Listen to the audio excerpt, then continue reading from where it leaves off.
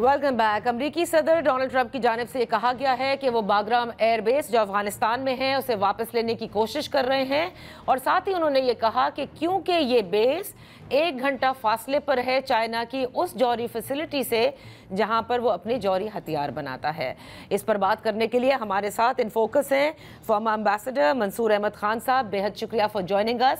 मंसूर साहब, आप इसको बेहतर तरीके से डिकोड कर सकते हैं, बाग्राम एयरबेस हासिल करने की कोशिश, इसके मकासद क्या हैं, और साथ ही चाइना का मेंशन होना और फिर चाइनीज फॉरेन मिनिस्ट्री की जानिब से इस बयान को रिजेक्ट करना।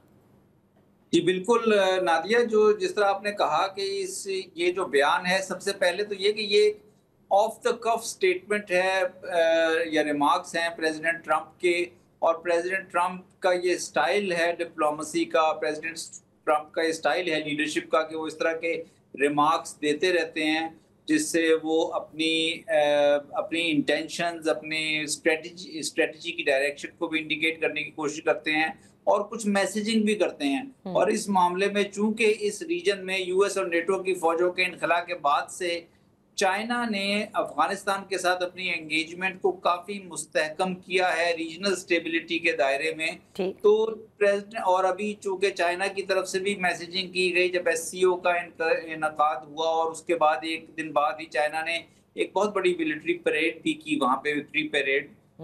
तो वो अब ट्रंप की तरफ से ये बयान जो आना, प्रेसिडेंट ट्रंप की तरफ से ये बयान आना, ये उस राइवलरी को, जो मेजर पावर राइवलरी अफगानिस्तान में 1970s की दिहाई से मौजूद है, उसी की गमाजी करता है कि एक और नई जो राइवलरी यहाँ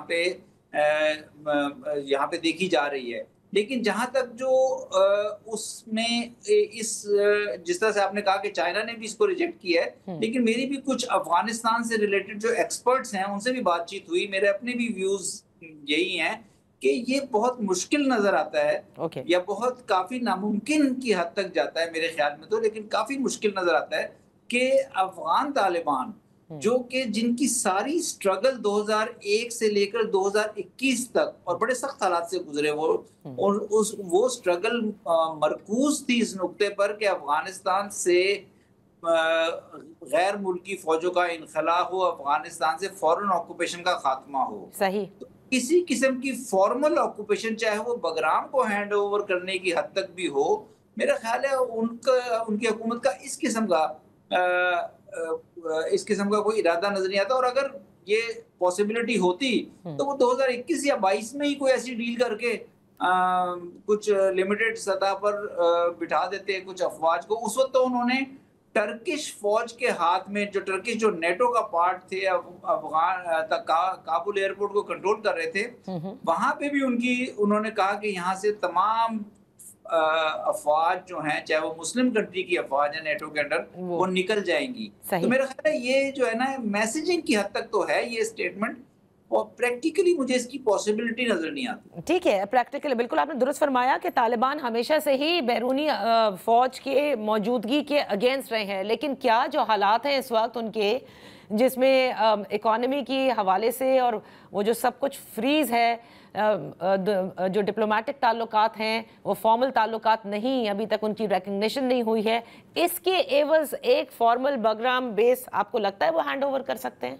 नहीं, क्या हाइपोथेटिकली स्पीकिंग अगर फर्ज करें अफगान तालिबान एग्री कर जाएं कि वो बेस हैंडओवर करते हैं, तो क्या यूएस जो है वो अफगान तालिबान से जो डिमांड्स कर रहा है इतने साल से कि वो इंक्लूसिविटी लाएं, कॉन्स्टिट्यूशनल फ्रेमवर्क लाएं, ह्यूमन राइट्स की पासदारी हो, विमेन राइट्स हो, गर्ल्स एजुकेशन हो, काउंटर टेररिज्म में जो अफगान तालिबान के कोई अगर यहाँ पे टेररिस्ट ग्रुप्स की सपोर्ट है, टीटीपी, ईटीआईएम या अल-कायदा टाइप ग्रुप्स को, तो उसके ऊपर जो उनकी ऑब्जर्वेशंस या ऑब्जेक्शंस हैं, तो क्या वो अचानक खत्म हो जाएंगी अगर वो इस किस्म की डील हो जाए? तो मेरा ख्याल है ये बड़ा मुश्किल होता है। ये ट्रंप ने एक मैसेजिंग की है, और मैसेजिंग उन्होंने ये की है कि वो अफगानिस्तान के अंदर या इस रीजन के अंदर, सेंट्रल एशिया के अंदर, यूएस जो है एक स्ट्रॉन्ग रोल प्ले करना चाहता है। यूएस जो है मौजूद है और यूएस की नजरें हैं इस इलाके पर।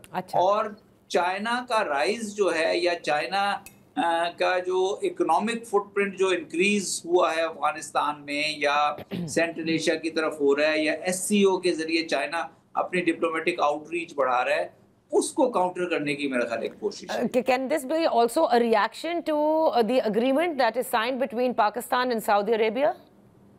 पार्टली हो सकता है, लेकिन मेरा नहीं ख्याल है ये प्रेसिडेंट ट्रंप की तरफ से जो in that interaction he touched upon various issues and Bagram was one of the issues. सही।